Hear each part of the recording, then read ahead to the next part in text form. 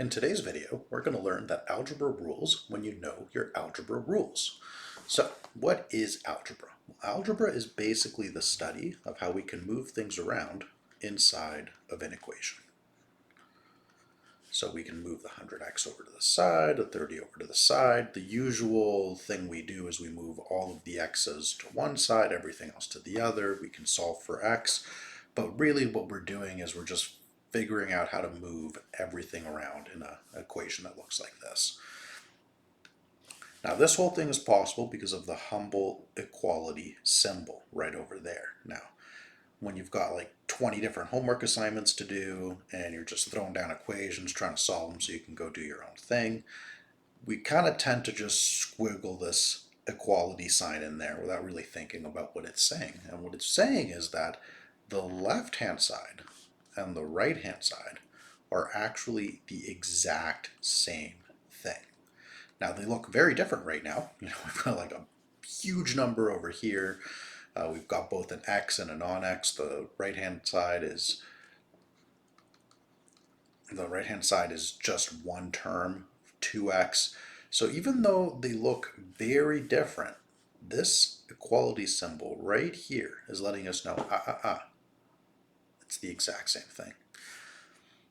Now, it's pretty cool that two different things look very different and are the same, but what can we actually do? Well, there's a beautiful symmetry in algebra that lets you know exactly what to do. So if you, for example, looked at the equation and noticed we've got a plus 30 over here, well, the 30 is adding to my x term, so we clearly have an addition. And the way to get rid of addition is with a subtraction. So the symmetry is additions get rid of subtractions, subtractions get rid of additions. So these two are linked. We've got a pair that does the opposite of each other. So the positive gets rid of the negative gets rid of the positive. And another beautiful symmetry exists between multiplication and division. So multiplication undoes division, and then division undoes multiplication. And that's our other symmetry. Now, as we do more advanced math, there are other symmetries. So, for example, we have exponents and logarithms. We've got sines and inverse sines for the trig functions, and they each in turn will undo the other, but we're not going to worry about these right now.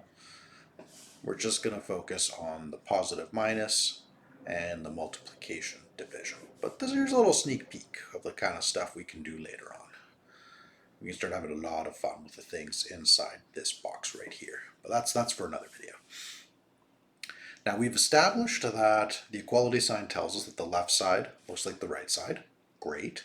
We now know the symmetry of plus and minus undoing each other, and multiplication and division undoing each other.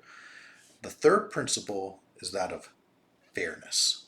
So what do I mean by fairness? Well, the left side and the right side are the exact same things right now. So if I change the left, they're not the same anymore. I can't keep using this equality symbol. So that tells me that if I change something on the left, I have to do the exact same thing to the right, because otherwise my equality completely falls apart. So let's rewrite our little equation down here. We've got 100x plus 30 is equal to 2x. So what I'm claiming is that through the power of the equality sign, these two are the same, and by the quality of fairness, whatever I do to one side of the equation, I have to do to the other. Because if I were to do something on the left but not the right, then I can no longer use my equality symbol because it's not true anymore. So we're going to take a closer look at this. All right, so we've got our equation, 100x plus 30 equals 2x. And we can start using our algebra rules to move stuff around and solve for x. Now, the third concept that we have is that of fairness, and it's rooted in the equality. That left equals right, even though they look different. And the moment that we change something on the left-hand side but not the right-hand side, the equality fails, the whole thing breaks down. So the third rule is the principle of fairness, so that no matter what we do, we have to do it to both sides.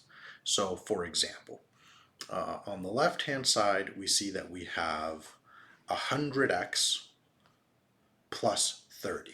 So we have an addition. So what we're going to choose to do is we're going to get rid of the plus 30 first. And the way we get rid of additions was with subtractions. So we're going to have a minus 30. And we're going to get 100x. That looks like a 60, my bad. There we go. 100x is equal to 2x minus 30. Now, we're almost there. All we have to do now is move the 2x over to the other side, and then we're going to have something. But here's where sometimes students get stuck. When we had plus 30 up top, it was really easy to say, oh, this is an addition. We get rid of additions with subtraction.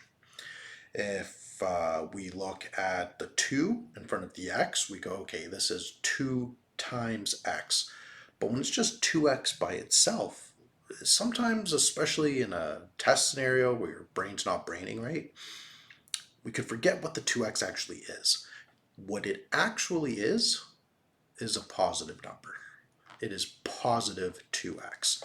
So another way we could have written 2x minus 30 is we could have written the negative number in first, minus 30, plus 2x. And then here we can see, oh, okay, it's adding. So the 2x is an addition. But if we are kind of having a little bit of a brain fart and we just see the 2x by itself, we might go, oh, what's going on? What is it? What is it? So you can always rearrange the equation so that the negative number's first, and then it kind of just a little bit more obvious with the 2x's. But if you don't want to rewrite the equation, then all you can do is literally just put a little positive 2 in front, because you're saying this is a positive 2x. So that's just a little aside, a little common mistake that I see that people make, especially when stressed. And now that we see that there is an addition, we can get rid of it with a subtraction. So I'm going to minus 2x minus 2x. I guess I should have minus 30 on the other side too, my bad. And then we will have 100x minus 2x on the left-hand side, which is equal to, well, the 2x minus the 2x disappears, so we're just left with minus 30. 100x minus 2x. Now sometimes, again, if you're stressed or you're kind of not doing too well, it can be easy to forget, like, what is it that we're actually talking about? So sometimes I'll fall back, and instead of calling something an x, I'll just think, okay, I've got 100 apples minus 2 apples. Well, that's a lot easier than 100x minus 2x. So if I have 100 apples and I subtract 2 apples, I have 98 apples. But it's not actually apples we were talking about, it's x. So we can just throw x. It's equal to minus 30. And then for the last step, we have ourselves 98 times x, 98x equals minus 30. So we know that we're going to have to do a division. So we're going to do a divide by 98 on both sides. And then we're going to end up with x is equal to minus 30 over 98. Now, hooray, we have ourselves an answer. And we didn't even touch the fairness part 2, some of you might have realized. But that's because algebra is beautiful in that it lets you do an equation your way. It truly is a language, and everyone's got their own particular accent. So as long as you follow the algebra rules, you'll always get the answer right, but we can do things in different orders. So we started off by getting rid of the positive 30, but we didn't have to. Let's take a look at how else we could have done the problem. So I've got 100x plus 30 equals 2x. Now before we got rid of the 30 first, but what we could do is we could get rid of the 2 first.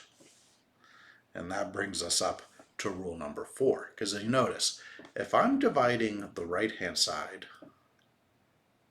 by 2,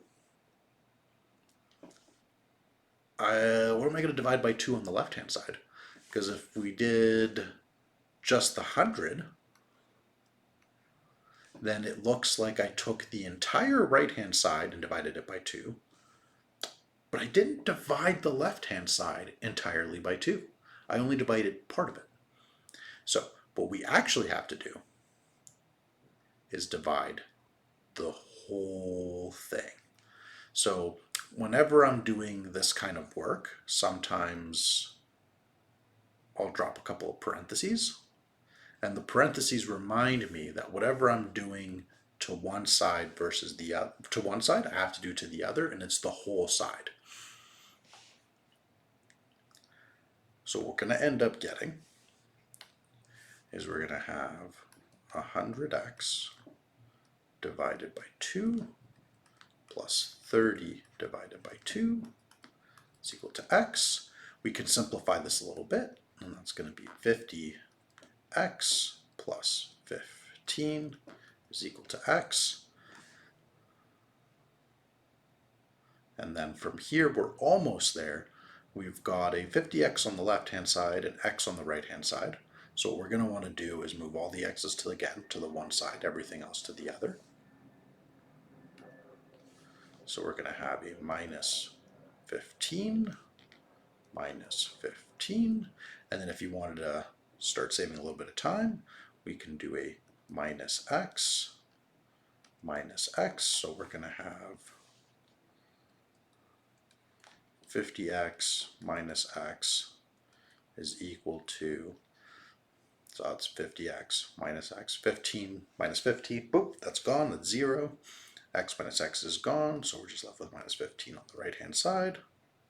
And then we're going to have 49x is equal to minus 15. And then x is equal to minus 15 over 49. And we might be confused because they look like different numbers, right? Look at that. They look different. But they're not, because 30 is twice of 15, 98 is twice of 49, and that 2's are going to cancel. So this is basically a simplified version. So this one's the simple, and this was the complex. And if you don't believe me, you can punch that into the calculator and you'll get the answer. Now you might think that, hey, why are we bothering with this fourth rule with the brown parentheses and divide the whole thing by 2, when on the left-hand side, all I did was minus 30, the plus 30. I didn't do this little bracket, but we actually did. So that's where the fourth rule comes in. What we actually did under the scenes is we did 100x plus 30 with the brackets. Oh, I guess the brackets should be brown, my bad. Just getting rid of that right quick. The brackets.